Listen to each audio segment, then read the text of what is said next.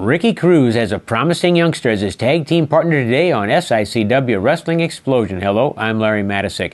It's huge. Bull Bronson and the Rugged Axe against Cruz and Daniel Eads. Can working with Cruz, a former classic champion, help Eads grow as a talent? He's got the look, the physique, and the athleticism, but he's young and learning. Daniel may learn fast with opposition like the 410-pound Bull and Axe, who's clever and mean. It's a good tag team battle plus a superb classic St. Louis moment beginning right after this. Once more, the exciting 2013 season proved that the Gateway Grizzlies are an important part of the St. Louis and Metro East sports scene. Every game is fun for fans of all ages. Hustling and hard-hitting, the Grizzlies always provide plenty of bang for the buck. In addition, the GCS ballpark is the perfect place to enjoy baseball. The organization, the facility, part of our community. Baseball is America's game, and the Gateway Grizzlies do it right. Keep in touch with new developments. Go to gatewaygrizzlies.com. Unique and affordable gifts and collectibles on the internet are available at the Black Bear Haversack Trading Post. Go to blackbearhaversack.com. Semi-precious stones, bone horn and soapstone items, abalone shells, genuine coyote and water buffalo teeth pendants, products for Civil War, medieval, and Renaissance reenactments, and so much more. For a 10% discount, mention SICW number 7 when you place your order. It's blackbearhaversack.com for top quality at reduced prices. Bull Bronson and Axe against Ricky Cruz and Daniel Eads. And that's Bull Bronson. 410 pounds is shoved Ricky Cruz back into that corner. Ricky, no small man himself. He locks up with Bull and he's just pushed right to that corner. You see that? Bull just leaned in him and he pushed Cruz right into the corner and fires away with a punch to the jaw. Ricky, ooh, that one hurt. Arm whip across the ring. And then Bull charges into Ricky, but he misses because Ricky said, I'm not going to be there when this man comes running into that corner. He pushes Bull into the corner. Big chop. And the packed house here at the East Carondelet Community Center goes, ooh, I guess so. I'd go ooh too if I were on the receiving end of that. Pow, another one. That's the kind of blow that just knocks the wind out of you. Even somebody as big and mean and tough as Bull Bronson. Tag made from Ricky Cruz into Daniel Eads. He sets up the arm, and Eads comes off the ropes with a clubbing blow to the elbow of Bull Bronson. Daniel Eads twisting that wrist, bending the wrist in. Bull Bronson in pain. Even the big ones, when they have a good hold put on them, can be hurt. Axe tried to reach out for a tag, couldn't quite get him. Eads with an elbow smash into the elbow of Bronson, trying to force Bull down. Of course, if you could get a big man like that off his feet, it would be good. A good test. Whoa, ouch. Oh, Bronson just yanks the hair of Eads and slams him backwards into the mat. But Eads fights back. Forearm smashes by Daniel Eads. He hits the ropes, ducks a clothesline, drop kick. Bull not really knocked off his feet. He goes for the elbow drop. He misses. And then Eads lines up an elbow. I guess he throws that one punch, that fist down there just to make sure he's lined up right. Then comes down with a flying elbow on Bull Bronson.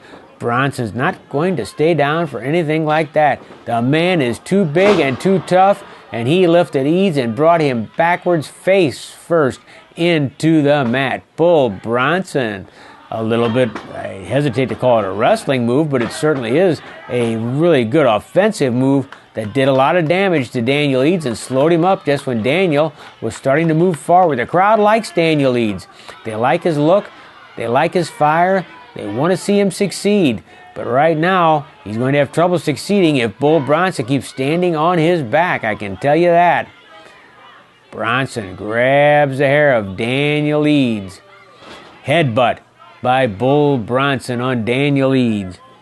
He pulls Eads into the corner, and there's Axe with his boot up so that Eads can be slammed into the boot of Axe, and then Axe into the ring with a punch. A forearm uppercut. Another forearm uppercut. They call it the European forearm uppercut. Dory Funk Jr. is really the one who popularized it. Then a knee lift by Axe on Daniel Eads. Axe, he's a tough guy too. And look at him trying to cause a little trouble there with Ricky Cruz. Just a smart move. The referee gets in between them. And that opens the door for Bull Bronson to grab the windpipe of Daniel Eads. Axe and Daniel Eads are going to be on opposite sides of that six-man tag match on Saturday, December 14th, when wrestling returns for the final card of the year at the East Carondelet Community Center, a triple main event.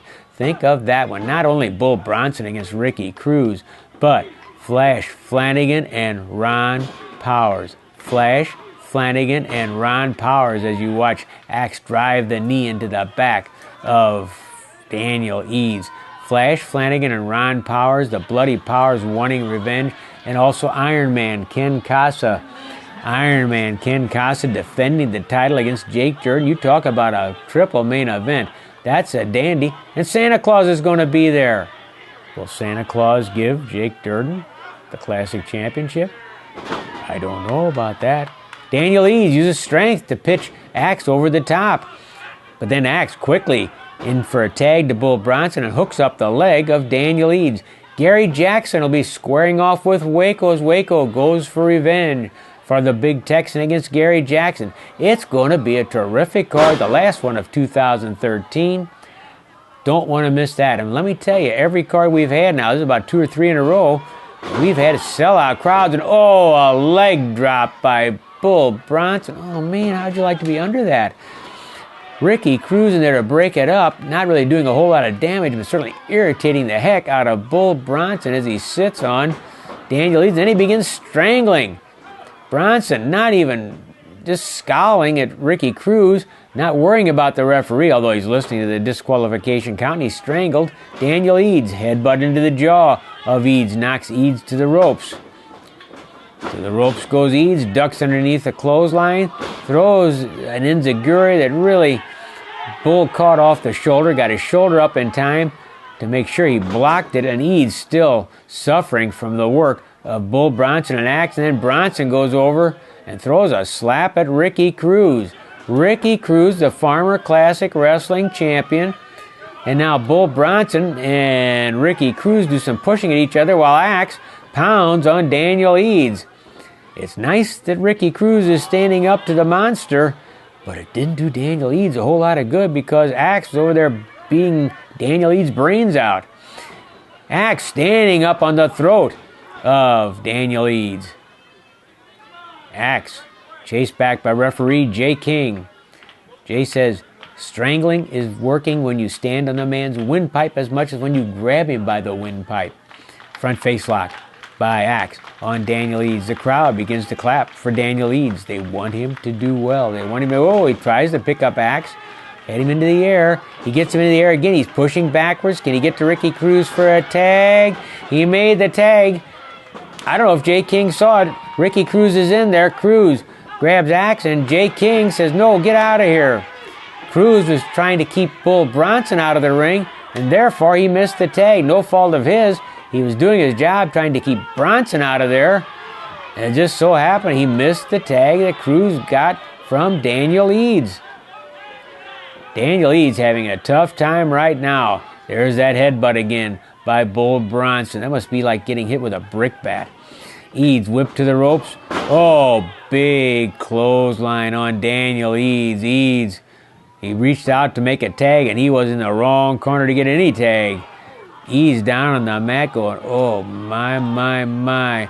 Bull Bronson, oh, look out. Where's he going up on the second rope? Bronson going up on the second rope. We're going to do a leg drop or a giant splash from there. Cruz shaking the ropes, trying to throw Bronson off balance, and really that saved Daniel Eads. It made Bull hesitate before he jumped off with the splash, and that gave Eads time to roll away. Ricky Cruz, he's been through the wars. He outsmarted everybody there by shaking the ring ropes. He hesitated, he slowed up Bull Bronson's attack on Daniel Eads. Good move by Ricky Cruz. It kept Daniel Eads alive. If he'd have been under that 410-pound splash, there goes Axe with a forearm smash into the head of Ricky Cruz. Axe chases Axe back to the corner. Jay King did, rather, the referee. Tag made. Here comes Axe. Eads double teamed, whipped to the ropes. He ducks, pushes Bull Bronson into Axe. Whoop, and there goes Axe outside the ring. Eads now looking, he needs that tag, and he gets it. Here comes Ricky Cruz. Cruz and Bronson. Oh, look at that.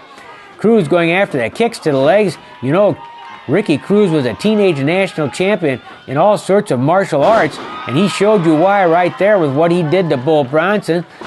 Then a spine buster to Axe, and Ricky Cruz holding his own against both men, and here comes Eads in to help out if need be. He tries a drop kick that misses. Bronson catches a drop kick though from Ricky Cruz that did not miss, and Bull Bronson is knocked onto the apron by Ricky Cruz's drop kick.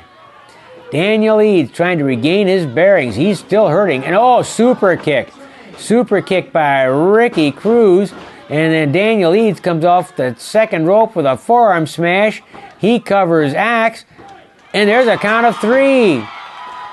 Axe is pinned, and I'm not even sure if he was the legal man, but I'll tell you what, Daniel Eads and Ricky Cruz aren't about to say, hey, my guy wasn't legal to referee, Jay King. They'll take that victory. They'll take that victory. Ricky Cruz and Daniel Eads. Oh, and Bronson with a double clothesline puts Cruz and Eads both down. Bull Bronson infuriated by his partner being pinned, and he can argue about whether that was the right call by the referee. They didn't exactly get a break, and now a big slam by Bull Bronson on Daniel Eads, who's still shaking. Where's Bull Bronson going? Oh, look out. He's thinking that Vader bomb. That Vader bomb. Pow! Did you hear that? The chair into the back of Bull Bronson, and he's not even flinching. He's not even flinching, Bull Bronson. You can't hurt me, says Bull Bronson to Ricky Cruz, and then he grabs Cruz by the throat. Bull Bronson grabs Cruz by the throat, kick to the rib cage by Ricky Cruz, and they begin pounding on each other, Bull Bronson and Ricky Cruz, and Ricky Cruz at least manages to chase Bronson out of the ring. Whoa, that was wild and woolly, wasn't it? A triple feature tops SICW action Saturday, December 14th at the East Carondelet Community Center. Flash Flanagan clashes with Ron Powers. Iron Man Ken Casa defends the classic title against Jake Durden. And Ricky Cruz takes on 410-pound Bull Bronson. Plus Waco faces Gary Jackson and a 6-man tag team match. All Saturday, December 14th in East Carondelet. For tickets, call 286-4848. Flash versus Powers. Casa versus Durden. Cruz versus Bull. Saturday, December 14th.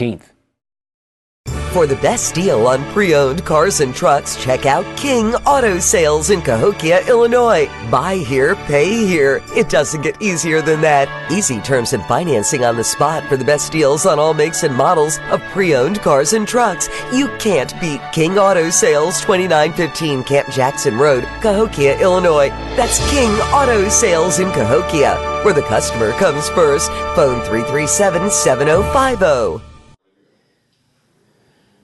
Jake Durden is on the verge of something that every wrestler wants. And Jake, you're doing it pretty early in your career. Can you imagine what it would feel like to become the Classic Wrestling Champion on Saturday, December 14th when you battle Iron Man Ken Casa in East Carondelet?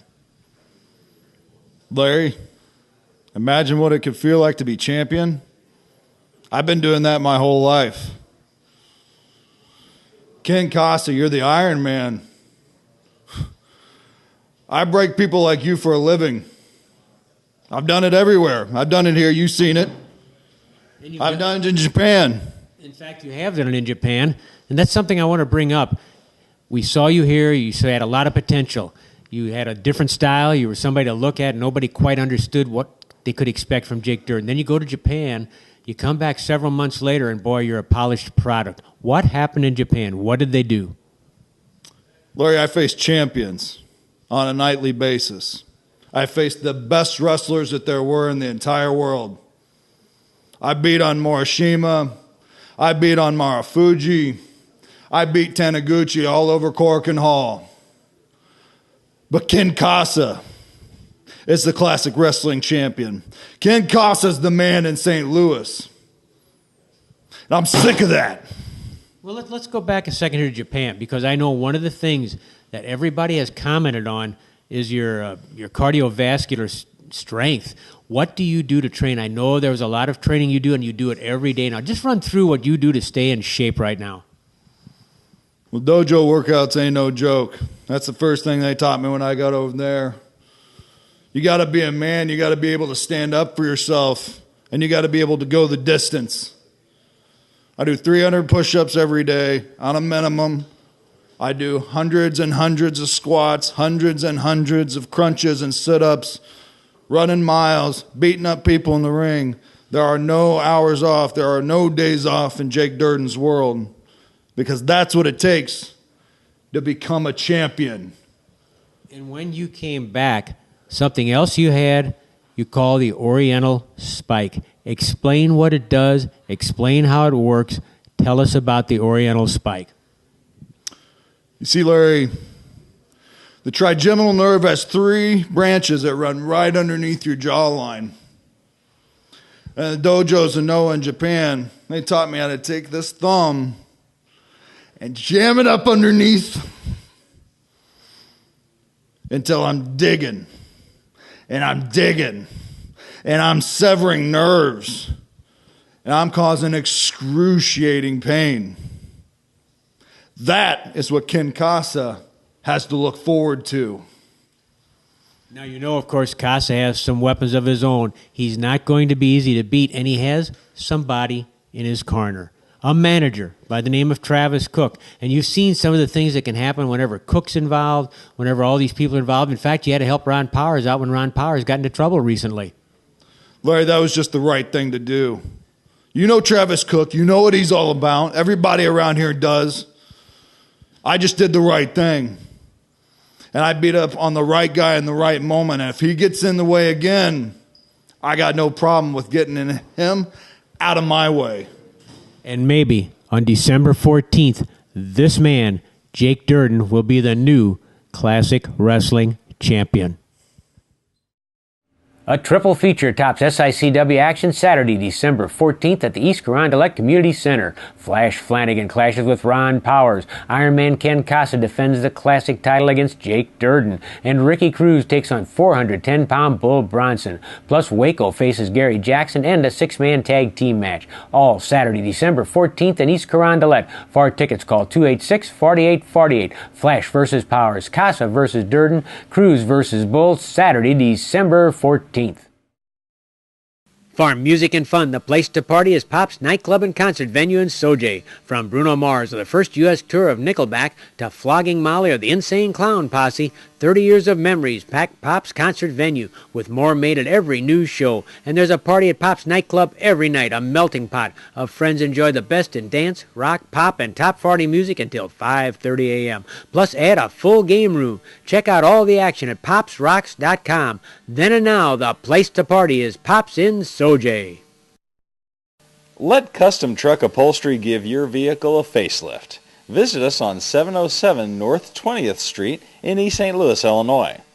Custom Truck Upholstery merges old world craftsmanship and attention to detail with the latest in modern technology to make your car, truck, boat, or motorcycle look like new.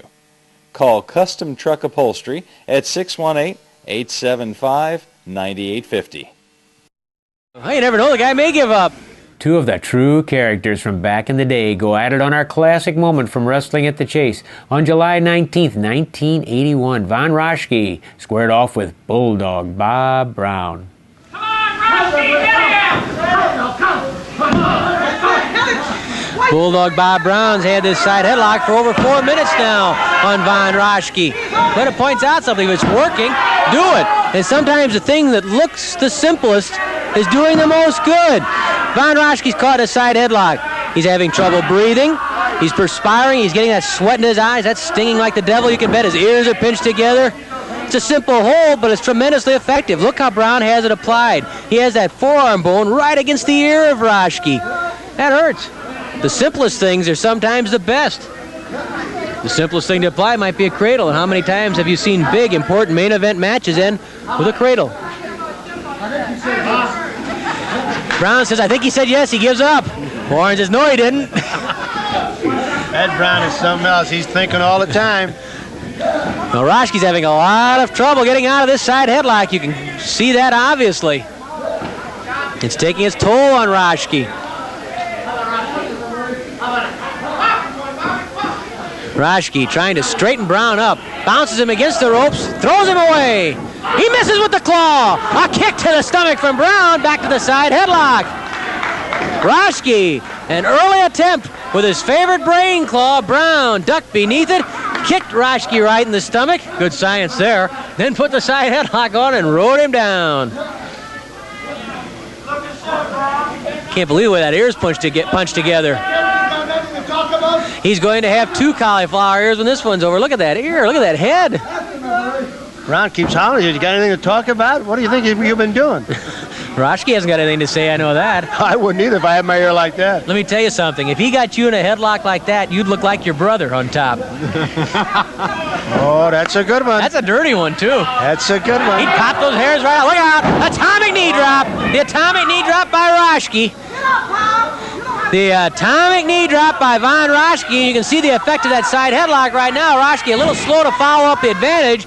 Brown stunned. He was caught by surprise. Raschke used that brain and scored with an atomic knee drop right to the spine of Bulldog Bob Brown. Flying elbow drop by Raschke into the back of Bulldog Brown. And now that shoe might be on the other foot because Brown's in some trouble. Raschke with a kick to the back of Bulldog. And then Raschke pulls back on the head with a chin lock. Perfect position there by Raschke. You know, that neck that Bulldog Brown's got, I wonder how effective that'll be, but maybe he can wear him down by putting pressure in the neck and the back.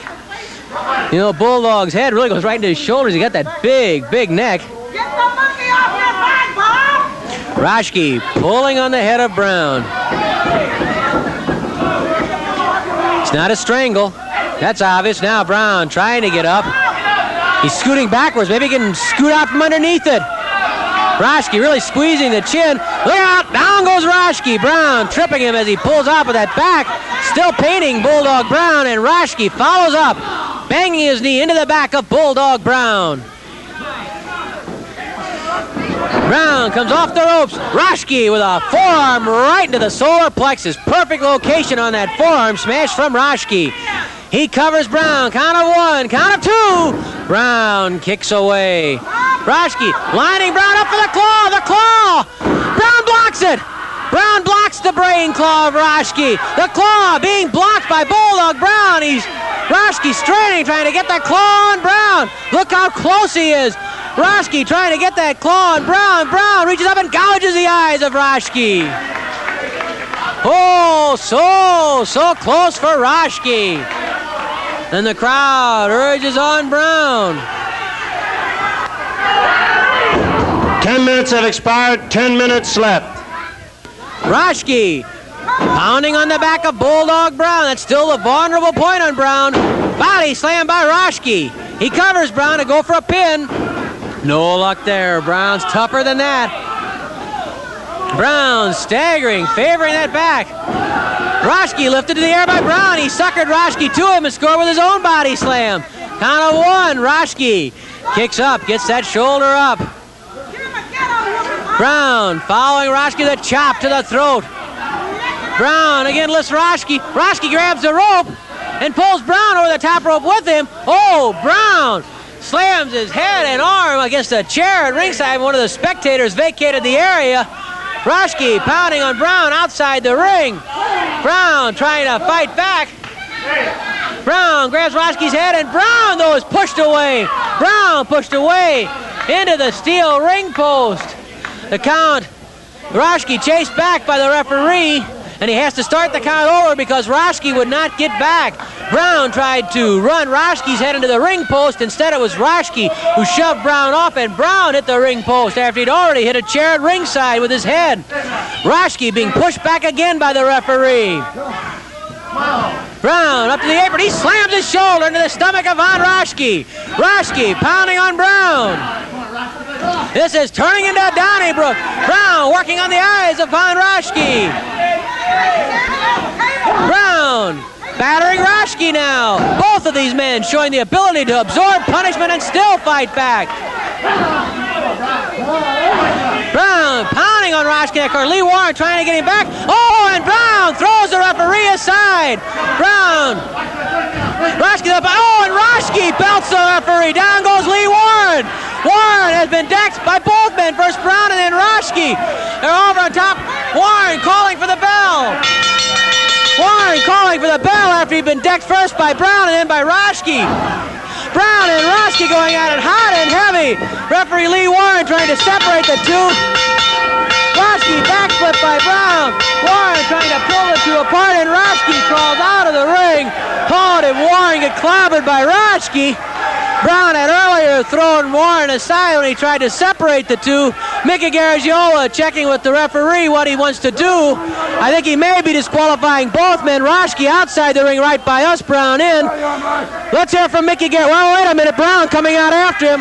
Raschke throws a chair this way at Brown. Now Raschke grabbing a chair, and Brown and Raschke squaring off outside the ring. Referee Eddie Smith has come to ringside to help restore some order. Let's hear from Mickey Garagiola. In 12 minutes and 2 seconds, referee Lee Warren disqualifies both wrestlers. This match is a draw. From the World Series champion Tigers in '45 to the Gateway Grizzlies to the '03 State Tournament Belleville East Lancers. A tradition in baseball and an even longer tradition in fine furniture and service. Miller Furniture, 1004 East Main in Belleville. A triple feature tops SICW action Saturday, December 14th at the East Carondelet Community Center. Flash Flanagan clashes with Ron Powers. Ironman Ken Casa defends the classic title against Jake Durden. And Ricky Cruz takes on 410-pound Bull Bronson. Plus Waco faces Gary Jackson and a six-man tag team match. All Saturday, December 14th in East Carondelet. For tickets, call 286-4848. Flash versus Powers. Casa versus Durden. Cruz versus Bull. Saturday, December 14th. Well, things got nasty, didn't they, between Bull Bronson and Ricky Cruz. Some chaotic action, a win for Cruz and Daniel Eads, and Ricky did use a chair to save Daniel Eads from a Vader bomb by Bull. Of course, the chair shot seemed to irritate Bronson more than anything else. Squaring off with Bull Bronson one-on-one is going to be a big challenge for anyone, even Ricky Cruz. But that's what SICW is about. Fight your way to the top, then the best against the best, and get ready for lots of excitement.